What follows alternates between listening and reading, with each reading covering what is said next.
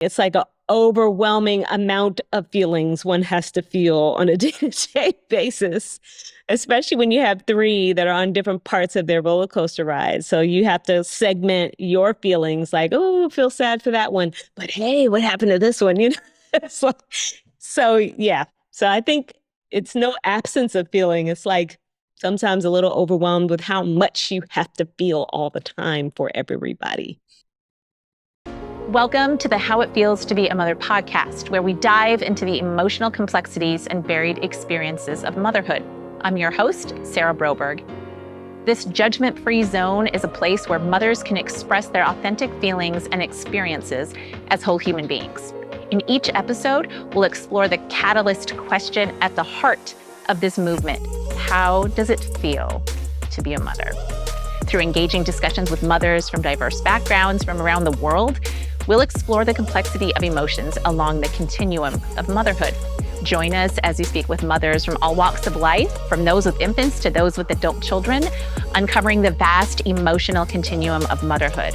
Whether you find motherhood to be a blessing or a challenge or somewhere in between, sometimes all at once, this podcast is here to validate your feelings and to break the stigma, shame, and guilt that can often accompany maternal experiences. Tune in and be a part of a movement that empowers mothers to embrace the emotional depths of what it really feels like to be a mother. Join the conversation.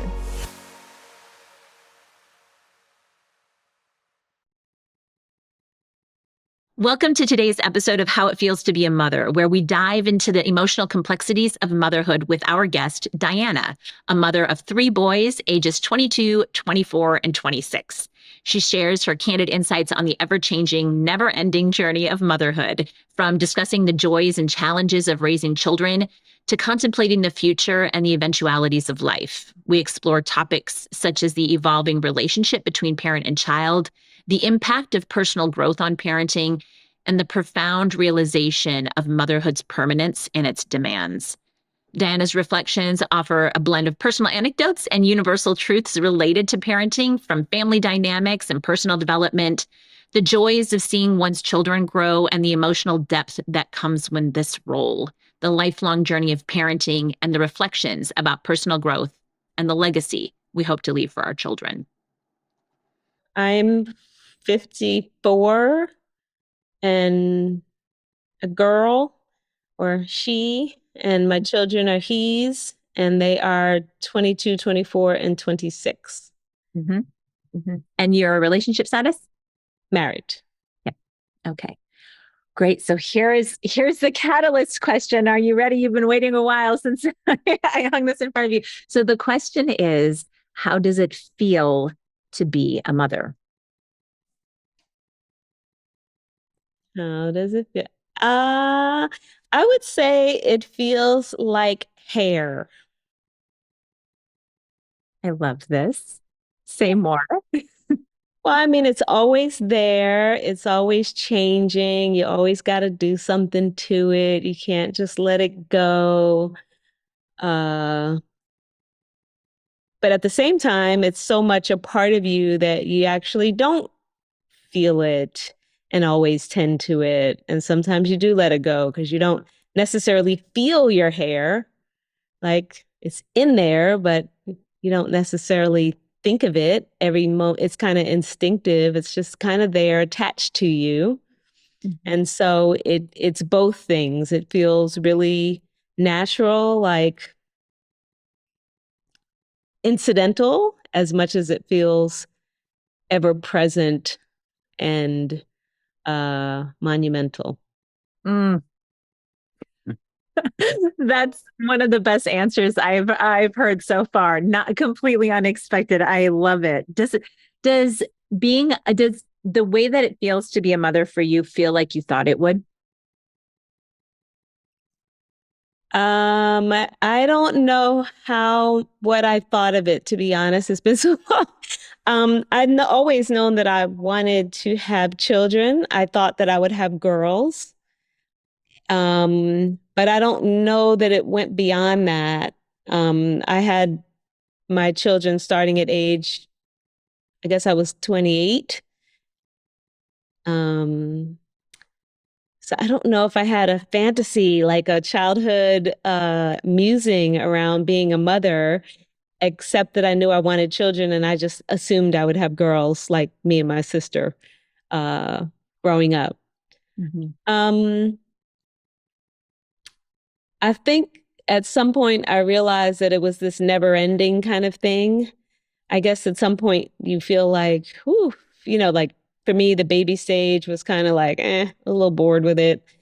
And I really liked when they were like 11, 12, 13, where you could just watch them frolic and be boys. And at some point you realize that like you're never going to stop watching them for the joy, but also just worrying all the time. And so I think I probably didn't anticipate the endlessness of it, Mm. but I think I did anticipate and just assume that it would be joyful, and it has been. Mm. So, yeah. How has the feeling of being a mother for you evolved over time or changed over time? I guess that was, in some regard, that was it, right? Like, you know, it's a novelty, and then you realize, oh, this is never ending. So I think, but it's still a novelty, right? Like all these spaces are really new. Mm. Um, I think at the time when I realized, oh, this never ends, I also kind of got excited, like reinvigorated, if you will, about motherhood because the nature of the relationships have to change so dramatically over time. And so looking forward to having something to look forward to, like, oh, we're not always going to fight about this or fuss about that. Like, this is the conversations are going to change and grow. And um, my husband has such a lovely relationship with his parents, and I am looking forward to that phase. And I don't think I had thought about that. I have a had a my mother passed away very young. My father and I had a very good, high functioning, positive, loving relationship, but it wasn't a what's the word for it? It was always father daughter. It never evolved to something beyond that. I always felt like his daughter who's going to spill something, who should be careful, who, right? It never became an exchange of ideas or what did you do at your work today?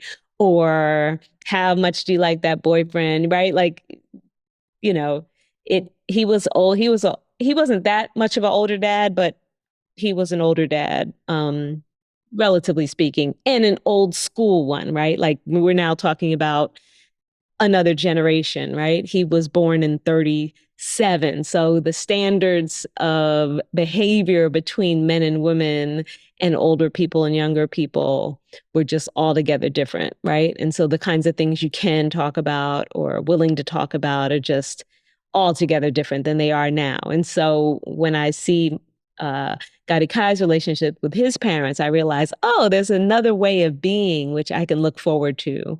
And then when I think about just aging and how, the tide will all turn and I tell them, you're gonna have to be like taking care of me at some point and showing me how things work. I'm not saying I'm looking forward to that, but just acknowledging, I hope that I remember that this is gonna happen and I'm not fighting it, but am a willing participant in that change of life. So at some point, I got a wind of, oh, there's a whole nother set of things to look forward to in my motherhood. Hmm.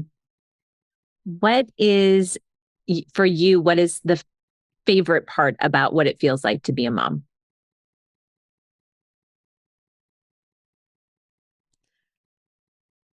Mm,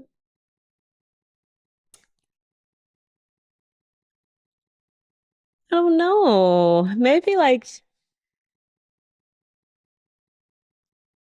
I don't know if this is about what it feels like maybe I'm just out of touch with my feelings. I don't know.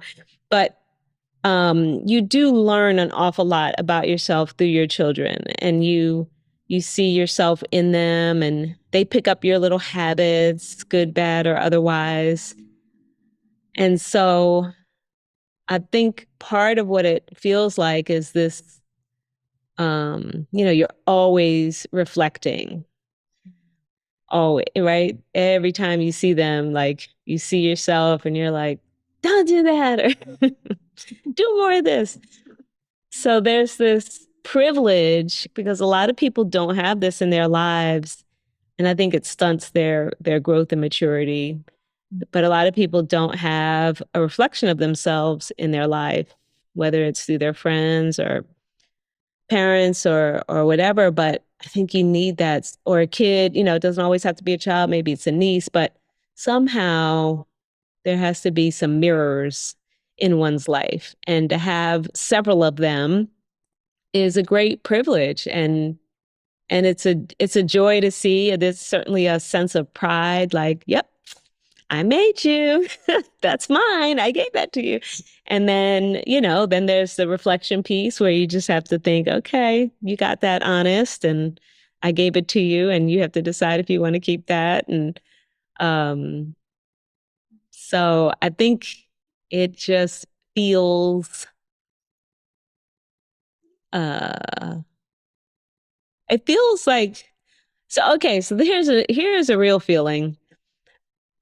Not that the others were not, but I think this is gets more to an actual feeling. And that is that, like, when you any and this is true for anybody you love, but it's like you're living your children's lives. You get the day by day blow for a really long time.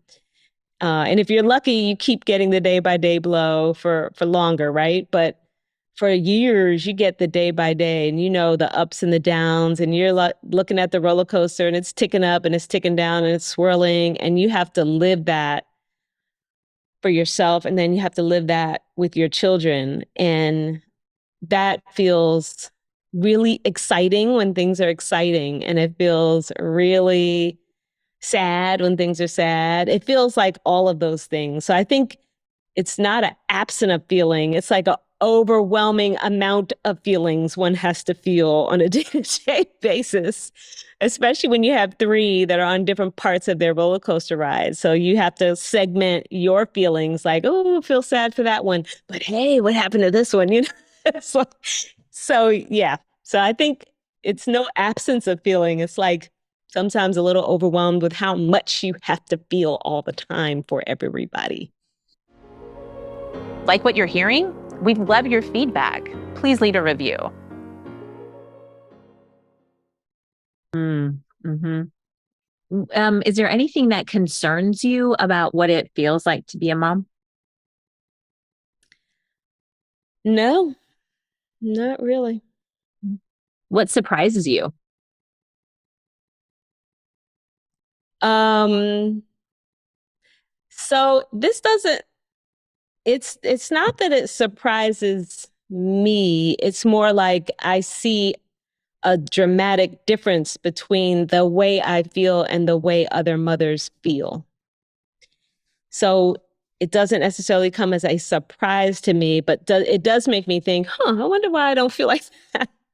But so, for example, when moms say, "Oh, I don't want them to ever leave," or "I don't want them to grow up," or "I don't want them to go too far away from home," like those sets of feelings, I've never felt any of that. And so it doesn't surprise me because I just haven't. But it's always a stark difference between, that's a dramatic difference between me and a lot of other moms I come across. Mm-hmm. And so I think that's the thing where I'm like, am I supposed to be feeling something I don't feel like? Why don't I feel that? But I just don't. So if there are there other mothers in your life or other people, I guess, in your life with whom you talk about what it feels like to be a mom? Not this question directly, what it feels like to be a mom, but it's inherent in the conversation. So like, my sister is definitely I don't want the kids, I want the kids to live near where I live. I want us to all be geographically close. That's a dramatic difference between, that was sort of an example of a feeling that I don't necessarily feel. Not that I wouldn't love it, but that's just not a construct that I have necessarily. Um, and then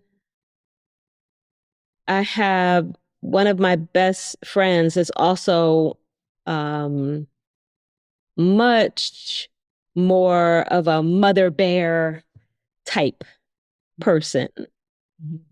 Um, where she feels overwhelmingly upset or sad if she can't do something special for their birthday or couldn't get them their gift to get there that day. Like, so the two of them I'm very close to, and they feel very differently about those kinds of things. Um, did that answer your question? Yeah. Yeah. And I think, there are other people just, day to day. And certainly if I think back, to a lot of friends I've had that share different anxieties and fears about their children, some of which are the same and some are different. But the main difference is that first one where they have a sadness about detaching. Mm-hmm. That I've heard this word come up more than once, actually, is the detachment, Mm-hmm. as particularly among parents of older children. Um, and that's one of the themes that's emerging. And another theme, there are a couple of others, is the ways in which we related to our parents or our upbringings have influenced the way that we are as parents. Mm-hmm. Do you sense some influence there in your life and how you parent?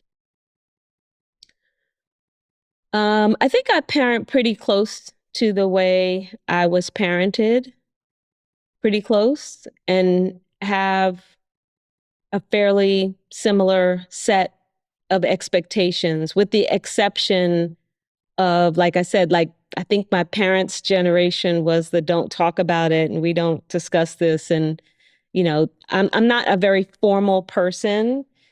And yeah, so I definitely feel more open to broader ranges of discussion and deeper depths of discussion than I think my father really had an inclination or capacity or the habit of having, especially with a child.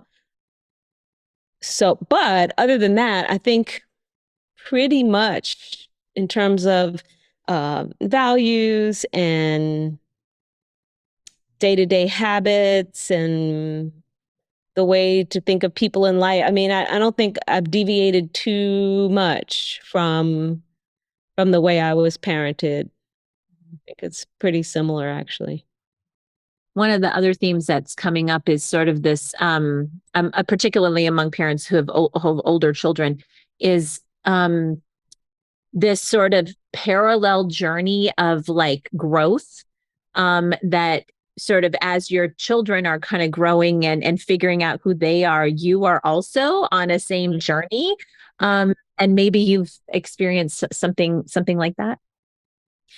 Yeah, so for sure, because I made a pretty dramatic career shift as my children were heading off to college. And that put me on a whole different uh, growth, right? Like I had to go through my own soul searching and all of that to kind of start again mid-career and try something new. So as I'm developing in my commercial real estate business, my children are coming home and trying to find their first job. And one of them actually went into sales. And so we got to talk, now I get to talk to someone else about sort of what does it mean to be in sales, and well, what do you all do, and how do you guys prospect? And we get to have those kinds of conversations. Um, and then I have another one who's starting, and being in commercial real estate, you are an entrepreneur, you're an independent contractor, finding your own business, doing your own business. And so I have another child who's decided he wants to be an entrepreneur. Blame me for that. And and so also we can have those conversations about what it means to be out on your own, and how do you form relationships, and all of those things. And then my third one is a professional athlete, and I have no contribution to zero. I don't know anything about his life and how to go about, but what I do know is that he doesn't have us as a resource for that.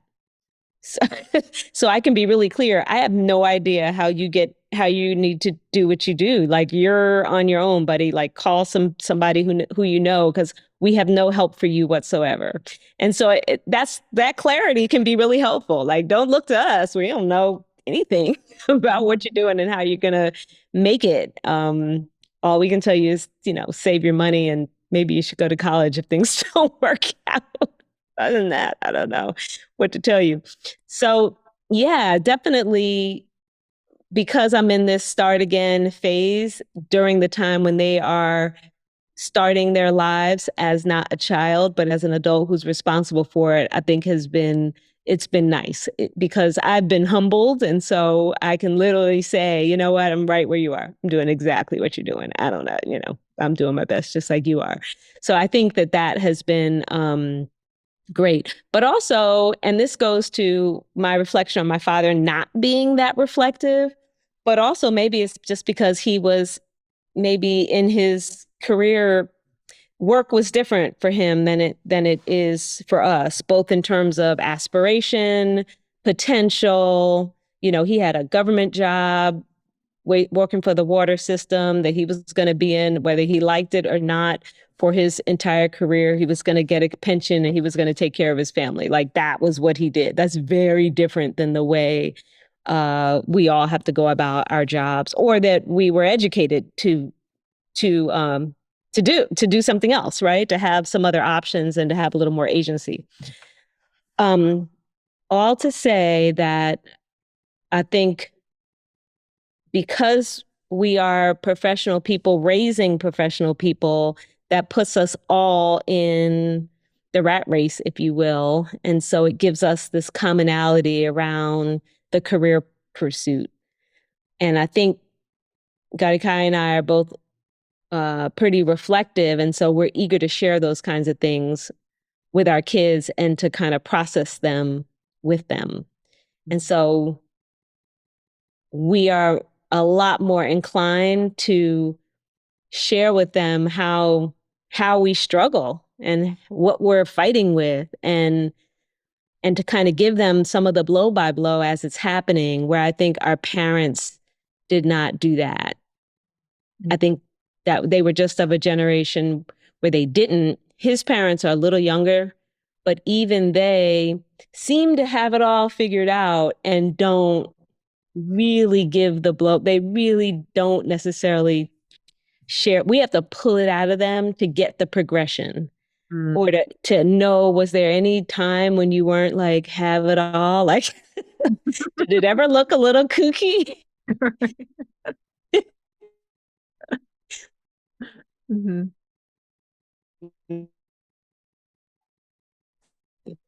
Are we connected still? But Okay. I think we're a lot more vulnerable with our children. You froze a little bit. Did you? Yeah, we have a storm passing through, but we're good now. Yeah. Mm-hmm. Okay. Mm-hmm. Yeah. So anyway, you got the point. Like, we share the blow by blow with our kids freely. I don't think our parents really have made themselves that vulnerable to share that part of their learning trajectory with us. So that's kind of the wrapping up of my questions here. I mean, is there anything that we haven't talked about how it feels to be a mom that you would like to share? You know what? You haven't talked about end of life and feeling, yeah. So I think, I mean, I'm not that old, but I'm 55. And I definitely feel I don't feel like I'm 75, but I definitely feel like, maybe I got like 20 years before maybe my mind's not so good, or all this reflection is for naught because I just don't care to share anymore. Something happens with an older person where, maybe you're that wise old person that has good conversations until the very end, but maybe you just stop. I don't know, but I'm not taking for granted much past 75, right? And so the whole thought of not being able to take care of your kids is probably what I feel the most. That's where I could choke up and just The concern. turn off the camera and cry. I think that's like, while I'm here and everything's good. But just the idea that I couldn't be their mom is overwhelming. Oh. Mm. Yeah. Mhm. Tear, tear. I can say there's been a lot of crying with these calls, a lot of laughter, a lot of sharing, and thank you for being so open to sh- to being vulnerable. Yeah. Those Well, kids. thank you. It's always good to think about things you don't think about that often. Yeah. Is there Yeah. anything else you want to add? You mentioned the end of life, which is it's a great comment. There's no one else has brought that up so far. Yeah. Yeah. I mean, because it happens in a lot of ways. I mean, you could just simply be old, right? And I think that's relevant for a lot of moms who aren't getting started until they're 40, 50 years old. But then there's also, if you're sick, right? Or, you know, that something tragic happens, right? Like, so I think how you feel about not being a mom is probably more conjuring than how you feel about being it. Simply because, like the hair, if you go back to the hair example, we take the hair for granted. We don't feel it. It's really no big deal. It's there. We know it's going to be there. Yeah, we got to brush it, fix it up, whatever. But that's, life. And sometimes that's fun. And you put a little color in it and you cut it and you get it right. I mean, there's all those things. And then all of a sudden, what if you were bald? Mm-hmm. That's not as much fun, right? And so I think you feel more acutely, um, as a bald person, you feel more acutely what it feels like to have hair than someone who has been having hair. The loss. Mm. Yeah. Mm. So, yeah, I think I couldn't imagine just being so sick that I couldn't take care of them or do the things I wanted to do or couldn't enjoy them and all of that. Um, or if you're terminal or if it's just towards the end of your life and you started late and you only get a couple years anyway and whatever. So, um, yeah. I hope I can always be their mom with full mind and body. That's my biggest feeling. Mm. That's beautiful. Learn more about how it feels to be a mother by visiting howitfeelstobeamother.com and following us on our socials. Please join the conversation.